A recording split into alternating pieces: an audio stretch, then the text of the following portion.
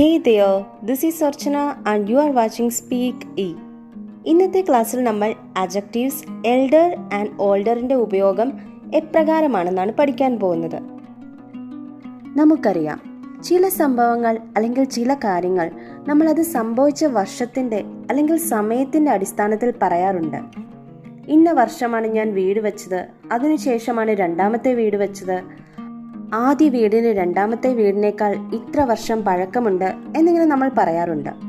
അപ്പോൾ നമ്മൾ പഴയത്, പുതിയത് എന്നീ വാക്കുകളാണ് കമ്പയർ ചെയ്ത് സംസാരിക്കാൻ ഉപയോഗിക്കുന്നത്. ഇംഗ്ലീഷിലത് ഓൾഡ് ആൻഡ് ന്യൂ എന്നാണ് പറയുന്നതെന്ന് നമുക്കറിയാം. എന്നാൽ ഫാമിലിയുടെ കാര്യം സംസാരിക്കുമ്പോൾ ഇന്ന ആൾ എന്നേക്കാൾ ഇത്ര വർഷം പഴയതാണ് എന്ന് നമ്മൾ പറയാറില്ല. മൂത്തത്, ഏറ്റവും മൂത്തത്, ഇളയത് എന്നീ വാക്കുകളാണ് ഉപയോഗിക്കാറ്. അതായത് ഇംഗ്ലീഷിൽ എൽഡർ, എൽഡസ്റ്റ്, ഇളയതെങ്കിൽ യങ്ങർ എന്നീ വാക്കുകൾ നമ്മൾ ഉപയോഗിക്കും. സോ ഇവിടെ നമ്മൾ ഡിസ്കസ് ചെയ്യുന്നത് എൽഡർ ആൻഡ് ഓൾഡർ എന്നീ വാക്കുകളാണ്.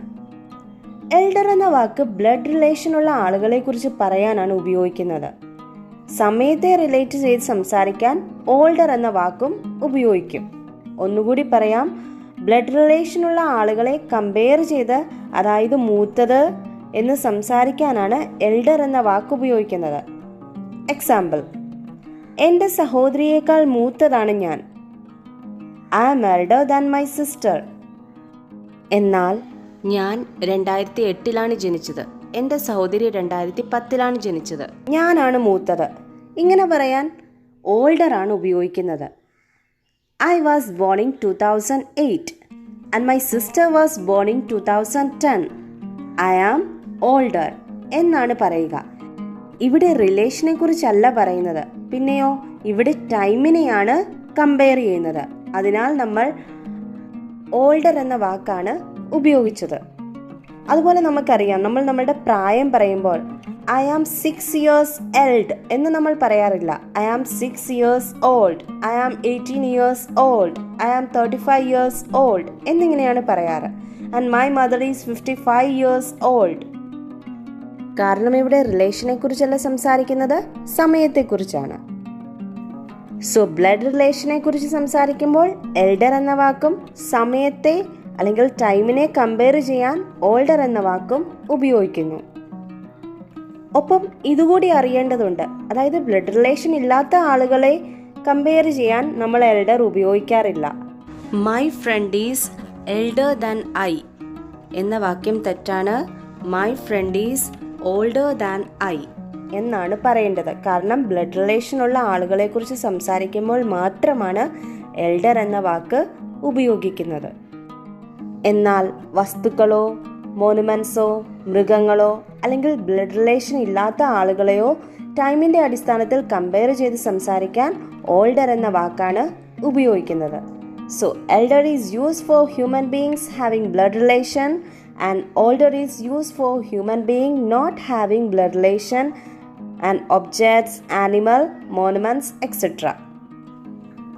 ഇനി കുറച്ച് ഉദാഹരണങ്ങൾ നോക്കാം.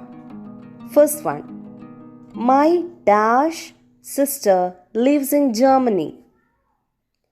ഇവിടെ സിസ്റ്ററിന്റെ കാര്യമാണ് പറയുന്നത്. സോ ഒബ്വിയസ്ലി ഇത് ബ്ലഡ് റിലേഷൻ ഉള്ള ആളാണ്. സോ ഇവിടെ എന്തായിരിക്കും വരുന്നത്? Yes, elder. My elder sister lives in Germany. ഇനി ഓപ്ഷനിൽ ഓൾഡർ ഓർ യങ്ങർ ആണ് തന്നിരുന്നാൽ ഏതെഴുതാമായിരുന്നു? യങ്ങർ, ഇളയ സഹോദരി. ഇവിടെ നമ്മൾ ഡിസ്കസ് ചെയ്യുന്നത് എൽഡർ ആൻഡ് ഓൾഡർ ആയതിനാലാണ് എൽഡർ എന്ന ആൻസർ വന്നത്. Second question, my brother is dash to me. Brother എന്ന വേർഡ് വന്നതിനാൽ നമുക്ക് റിലേഷൻ മനസ്സിലാക്കാൻ സാധിക്കും. സോ എന്തായിരിക്കും ഇവിടെയും വരുന്നത്? Elder or older? Elder. My brother is elder to me. Third one, my friend is dash than I. നമ്മൾ പഠിച്ചിരുന്നു ബ്ലഡ് റിലേഷനുള്ള ആളുകളെ കുറിച്ച് സംസാരിക്കാൻ മാത്രമാണ് എൽഡർ എന്ന വേർഡ് ഉപയോഗിക്കുന്നതെന്ന്. സോ ഇവിടെ ഫ്രണ്ട് എന്നാണ് പറഞ്ഞിട്ടുള്ളത്. സോ ആൻസർ എന്തായിരിക്കും? My friend is older than I. Fourth one, this book is dash than that one. ഇവിടെ ബുക്സിനെയാണ് കമ്പയർ ചെയ്ത് സംസാരിക്കുന്നത്. സോ എന്താണ് വരുന്നത്? Older. This book is older than that one. So ഇതുവരെ പറഞ്ഞ കാര്യങ്ങൾ എല്ലാവർക്കും വ്യക്തമായി എന്ന് വിശ്വസിക്കുന്നു. ഇനി ഈ ഉദാഹരണങ്ങൾ നോക്കൂ. Respect your elders. We must follow the advice of our elders. ഇവിടെ നിങ്ങൾ മനസ്സിലാക്കേണ്ടതായ ഒരു കാര്യമുണ്ട്. എൽഡർ എന്ന വേർഡ് ഒരു അഡ്ജക്റ്റീവും ഒരു നൗണുമാണ്. സോ ഇവിടെ തന്നിരിക്കുന്ന രണ്ട് സെന്റൻസിലും അത് നൗണായാണ് ആക്ട് ചെയ്യുന്നത്. ഫസ്റ്റ് സെന്റൻസ് നോക്കൂ. Respect your elders. ഇവിടെ റെസ്പെക്ട് എന്നത് വെർബാണ്, your possessive adjective and elder ഇവിടെ നൗണായാണ് ആക്ട് ചെയ്യുന്നത്. പൊസസീവ് അഡ്ജക്റ്റീവ് ഒരു നൗണിനെ മോഡിഫൈ ചെയ്യുന്നു. സോ ഇവിടെ എൽഡേഴ്സ് എന്നത് നൗണാണ്.